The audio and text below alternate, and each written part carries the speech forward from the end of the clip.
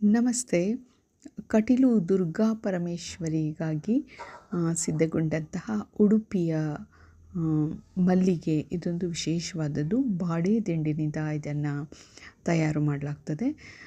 ಇದರ ಸಂರಕ್ಷಣೆಯನ್ನು ಬಾಳೆ ಎಲೆಯ ಮೂಲಕ ಮಾಡಲಾಗ್ತದೆ ಮತ್ತು ಇದನ್ನು ಭಕ್ತರಿಗೆ ಪೂಜೆಗೆ ಕೊಡಲಿಕ್ಕೆ ಅಂದರೆ ಇಂತಿಷ್ಟು ಅಂದರೆ ದಿನದಿಂದ ದಿನಕ್ಕೆ ಇದರ ಬೆಲೆ ನಿಗದಿ ಆಗ್ತಾ ಇರುತ್ತೆ. ಇದಕ್ಕೆ ತುಂಬ ಬೆಲೆ ಇದೆ. ದುರ್ಗಾ ಪರಮೇಶ್ವರಿಗೆ ಉಡುಪಿ ಮಲ್ಲಿಗೆಯನ್ನು ಬಿಟ್ಟರೆ ಬೇರ್ಯಾವ ಹೂವನ್ನು ಕೂಡ ಅರ್ಚನೆಗೆ ಪೂಜೆಗೆ ಬಳಸೋದಿಲ್ಲ.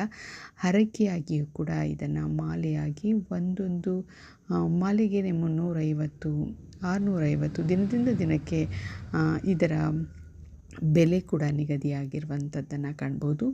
ಬಾಳೆ ದಿಂಡಿನಿಂದ ಕಟ್ಟಿರ್ತಕ್ಕಂಥ ಈ ಹೂವನ್ನು ನೋಡೋದೇ ಒಂದು ಚೆಂದ.